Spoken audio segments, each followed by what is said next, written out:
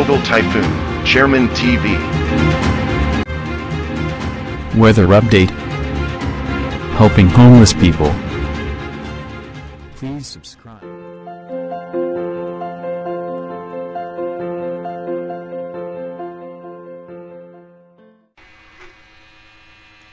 Magandang umaga po. Ito po ang latest update natin ngayong araw, December 12, 2023.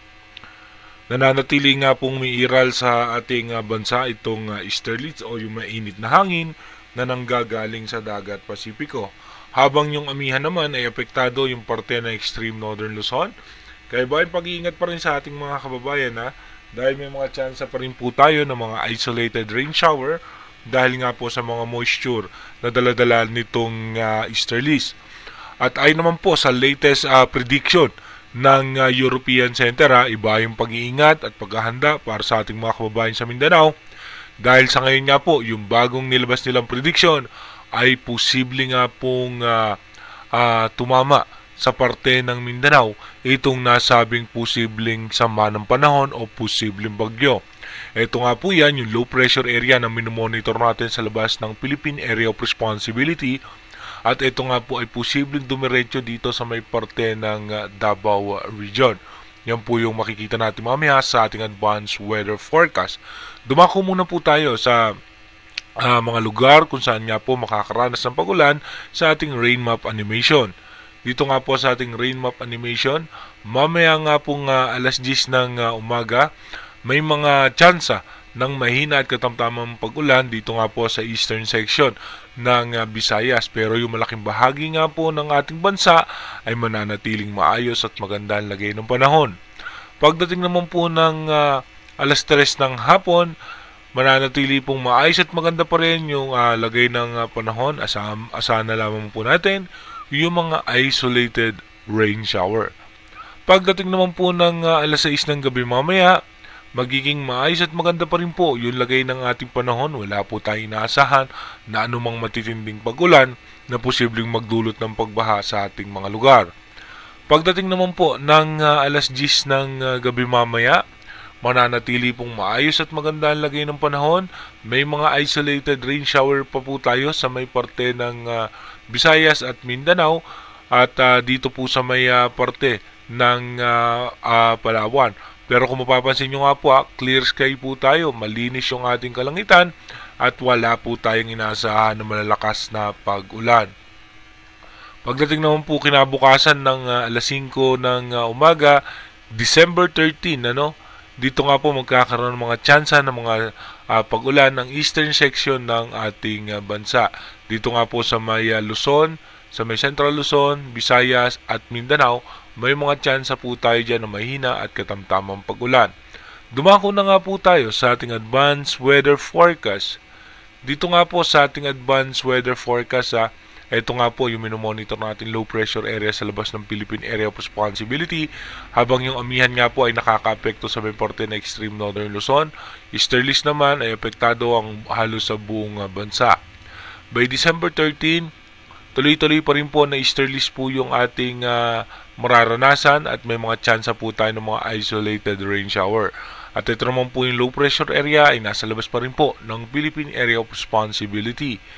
Pagdating naman po ng December 14, tuloy-tuloy pa rin, easterlies pa rin po ang ating mararanasan. Asahan po natin may tsansa ng mga pag-ulan ng eastern section ng Central Luzon at ng Bicol Region. Pagdating naman po ng December 15, dahan-dahan na nga po lumalapit itong low pressure area sa labas pa rin ng Philippine Area of Responsibility. Pagdating naman po ng December 16, ito nga po ay mas lumalapit na. Yung extension ng kaulapan niyan ay posible nang magdulot ng mga mahina at katamtamang pag-ulan sa may parte ng Mindanao. Kung mapapansin natin medyo may kalakihan yung diametro nitong sama ng panahon. Habang yung pagbugso ng amihan, mapapansin nga natin hanggang dito lamang po sa may parte ng extreme northern Luzon. At malakas po ang pagbugso pa rin ng easterlies. Pagdating naman po ng December 17, dito nga po ay posibleng yung pinakasentro nito ay papasok na ng Philippine Area of Responsibility. Habang lalakas nga po yung amihan, at ito nga po yung makakaapekto dito sa may hanggang parte ng Central Luzon, at yung shearline naman ay magpapaulan sa may parte ng Bicol Region.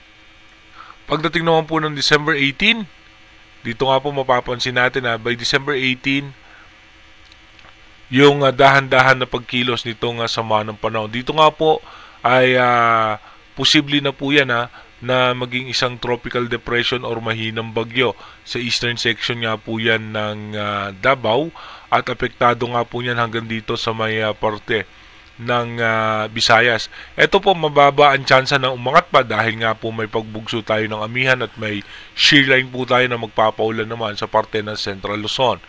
At pagdating naman ng alas 2 ng madaling araw ng December 18, ito nga po ay posibleng tawirin yung parte ng Mindanao at tatagos po yan dito sa Zamboanga Peninsula pagsapit po ng alas 8 ng gabi ng December 18. Pagdating naman po ng December 19, ito nga po patuloy pong magpapaulan pa rin sa malaking bahagi ng ating bansa, kaya iba yung pag-ingat at paghahanda sa ating mga kababayan. At pagkatapos po niyan, tatagos po yan dito sa may parte ng Palawan at magdudulot din po ito ng mga pag-ulan.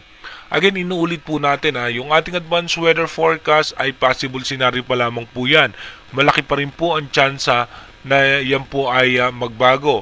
May posibilidad pa nga po na muling bababayan or meron nga pong tsansa na ito nga po ay humina dahil nga po kung mapapansin natin yung pagbugso ng amihan ay biglang lalakas. Pero sa ngayon nga po, mapapansin po natin sa ating advanced weather forecast ang pinakamalakas lamang na pagbugso ng amihan ay umaabot lamang hanggang sa parte ng Central Luzon. Ibig sabihin, mas malakas pa rin po yung pagbugso ng easterlies o yung mainit na hangin na nanggagaling sa dagat Pasipiko.